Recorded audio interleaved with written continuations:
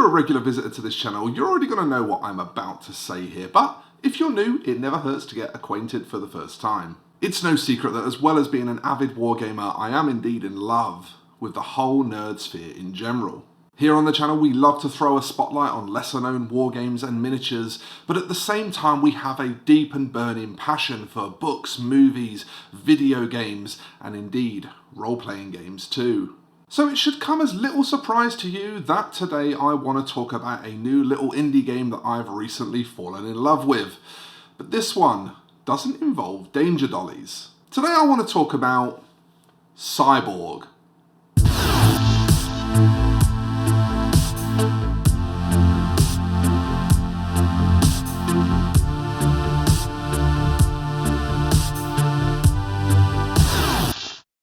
Developed by Swedish mind collective the Stockholm Cartel, with rules written by Christian Salen, Cyborg should look very familiar to you if you're aware of the cartel's other major game release, Merkborg.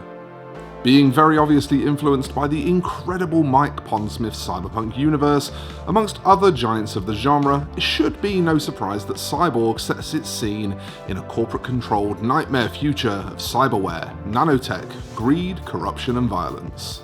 The city in which players will fight for survival is known as Cy, or the Cy, and is very neatly portioned up into different areas of interest in which your games can take place.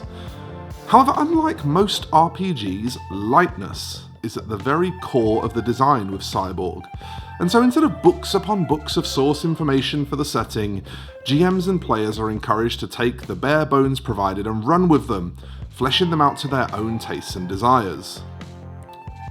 And this underlying theme is going to come up time and again as we discuss this game, as Cyborg takes this approach in many of its areas, proudly proclaiming that you should feel free to break all rules except one. So instead of telling you too much about the Cy, which is in essence a fairly superficially detailed but somewhat typical megacity from many a dystopian vision of the future, I would like to instead talk about the things that make this game unique, and that, like myself, will likely see you falling head over heels in love with it. The first of those things that I really can't wait any longer into this video to talk about is that art style. The game is riddled with eye-bending acid punk and Splatterhouse inspired high contrast artwork that is a genuine assault on the eyes, but in all the best ways imaginable. If punk rock, black metal and industrial music had a baby of questionable parentage, this is probably how that baby would dress. The thing I really love about this artwork is that it happens to remind me of the style of a close friend and role-playing companion of mine, Z Ellis. I'll link their art page in the description so you can see more of what I mean. But this connection instantly meant Z and I felt a deep bond with this game, and many an exciting message has been exchanged between us as we gear up to start playing it. Amongst the various publications available for Cyborg, this style doesn't just live in the rulebook, although it does indeed seem to visibly drip from those pages at the same time. Items such as this poster, whilst pixel art and definitely different, still manage to capture the same feel. Indeed, even the city map, whilst for me at least perfectly readable, still manages to feel like it's trying to burn itself directly onto my retinas as some form of self-storage maybe? All in all, the presentation of the game is wholly unique whilst managing to still be beautiful. The quality of all of the materials is absolutely top notch, and it's very hard to have a bad thing to say about it. Of course, it's entirely possible that you'll personally just not like the art style, but it's punk. You'd just be fueling the rebellious fires if you told it so. That said, let's move on to discussing something I think is impossible to dislike. You know when you're playing a D&D campaign, or let's say Cyberpunk 2020 indeed, if you want to stay on topic and give a good reference point. You'll be all too familiar by now by the sheer volume of information on a character sheet, not to mention the many places you have to flip between to look up and go through the level up process. New powers, new feats, new saving throws, new equipment. This will be familiar to all of us seasoned role players.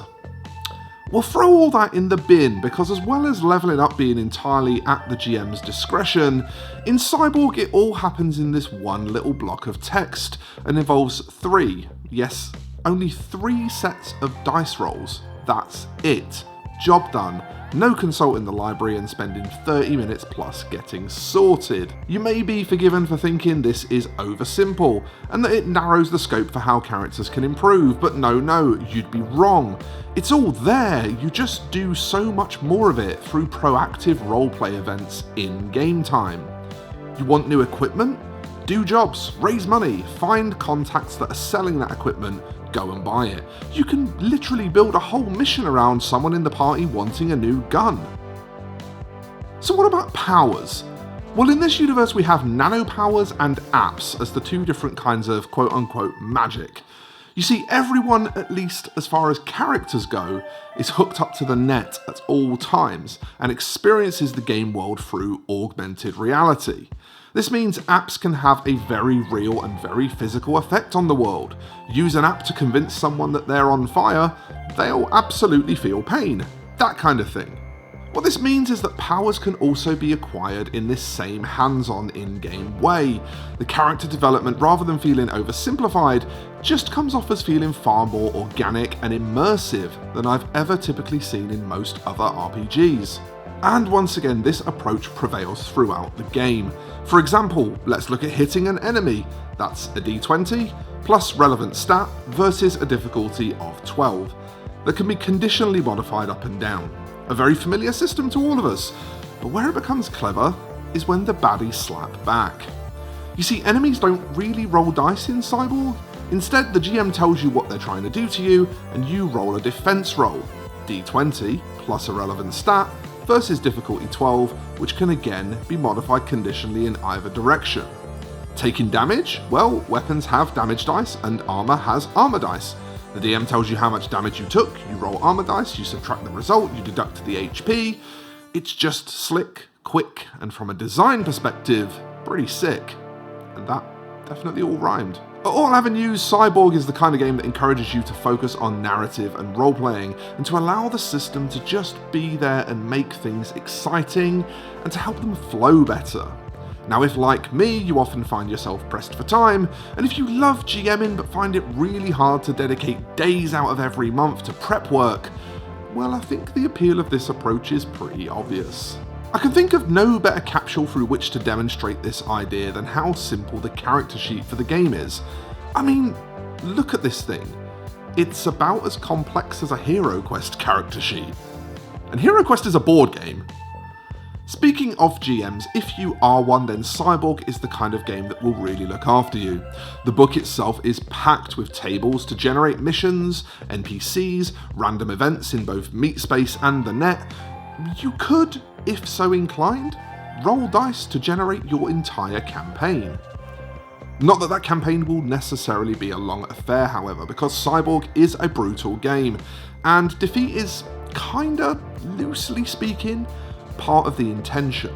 I don't want to put spoilers in this video, so I won't explain exactly how, but players looking to become hyper attached to their characters better either be, well, damn lucky, or prepared for a letdown.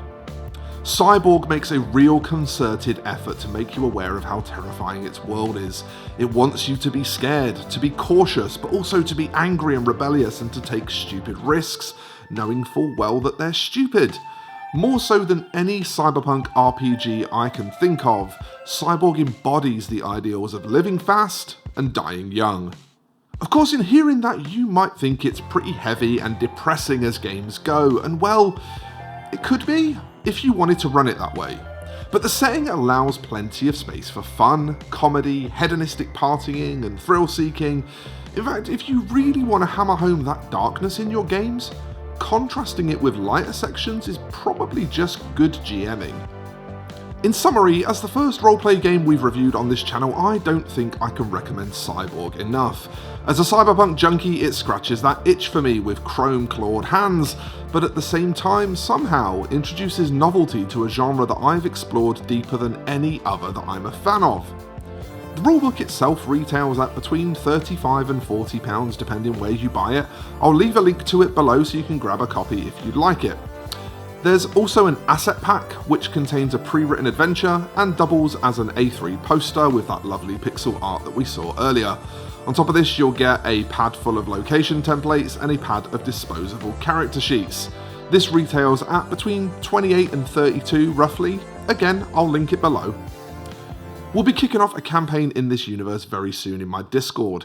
If you'd like to see more coverage of Cyborg and indeed role-playing games in general, why not let me know in the comments? And once we have a few games in, maybe I can follow up this video with some thoughts? Speaking of my Discord, if you love the content we make here and would like to show your support, I have a Patreon campaign, and that starts at just £1 or $2 a month, and included in that, you do get access to my Discord, where you can hang out, ask questions, and generally share a love of the hobby whilst getting some one-on-one time with me and my community. Finally, before I go, don't forget to slap a like on this video if you enjoyed it, and maybe consider a subscription to the channel. We're ever so close to 10k subs, and it would mean the world to me if we can hit that before the end of the year. With all that waffle out of the way, it's time for me to de-res from your screen now and leave you to your hobby. So thank you so much for watching, folks, and I'll see you in the next one. Bye bye for now.